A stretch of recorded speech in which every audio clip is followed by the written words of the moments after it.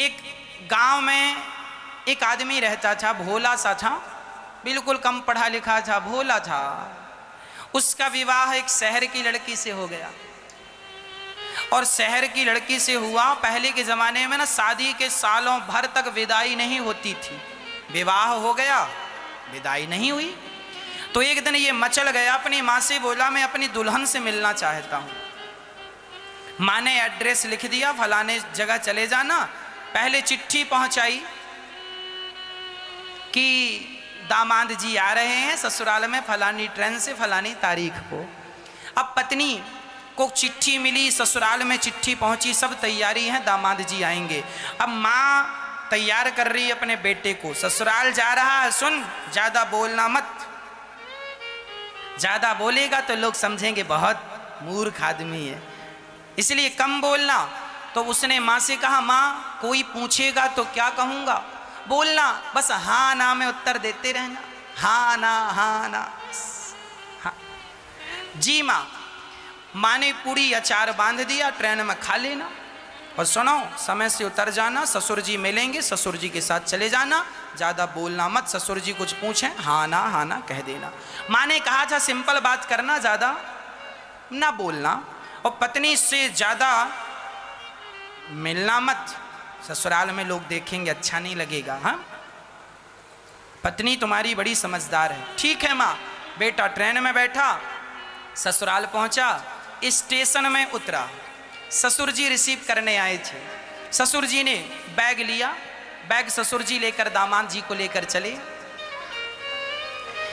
तो दामाद जी से ससुर जी प्रश्न कर रहे हैं, यात्रा अच्छी रही ना? क्यों, कोई तकलीफ थी ट्रेन में, कोई प्रॉब्लम ना? हाँ हाँ। माँ ने यही कहा हाँ और ना में। अब बेचारे को ये भी नहीं पता कि हाँ कहाँ कहना और ना कहाँ कहना है, बस माँ ने कहा तो हाँ और ना, तो जहाँ उसके ना आ जाए सो ना कह दे, जहाँ हाँ आ जाए तो हाँ कह दे। अब ससुर जी से बातचीत करता करता ससुराल गया। अच्छा, माँ ने ये भी कहा है कि नीचे ना बैठ जाना, ससुराल जा रहा, जरा ऊंची जगह पर बैठना। तो ससुराल गया तो उसे तो सब नीचा ही दिखा, बस आलमारी रखी थी वो ऊंची थी। तो वो आलमारी, माँ ने कहा था सबसे ऊपर बैठना, तो आलमारी में जाके बैठा ऊपर। अब माँ ने कहा था सबसे ऊपर बैठना, माँ ने ये कहा था जमीन में ना बैठ जाना, कोई ऊपर सोफे में बैठना या चटाई दरी बिछाए तो बैठना, नीचे ना बैठना। ये माँ उसको लगा कि ऊपर बैठना है, ऊपर मतलब सबसे ऊपर आलमारी है। बेचारा चढ़ा, जैसे तैसे जितने सोफे रखे थे सोफे के ऊपर स्टूल रखा और चढ़ा, जैसे तैसे आलमारी के ऊपर जाके बैठा ऐसे। और तब तक साली आई। साली ने कहा जीजा जी कहाँ है? जीजा जी ने आवाज यहाँ है।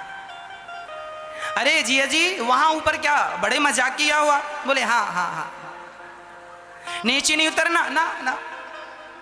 अब वो हाँ और ना से ज्यादा कुछ बोले ना, माँ ने कहा ज्यादा मत बोलना।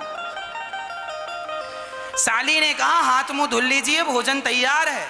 हाँ हाँ हाँ। उसने उतर के हाथ मुंह धुला, भोजन में बैठा। अब वो ठहरा गांव का, और शहर में विवाह था।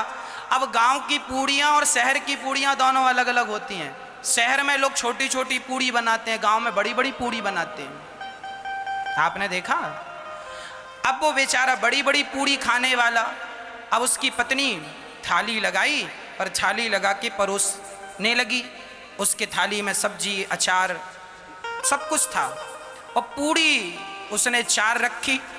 तो उसने एक पूड़ी उठाई, साग लगाई और पूरी की पूरी पूड़ी खाने लगा। एक पूड़ी एक बार में खा रहा है। अब पत्नी ने दरवाजे से निकलकर इशारा किया, अब ससुर जी देखें तो वो कुछ बोले ना, साली देखे सो हंसे। अब पत्नी को लगा मेरे पति गलत कर रहे हैं, सबको हंसी आ रही है, तो इशारे से कहा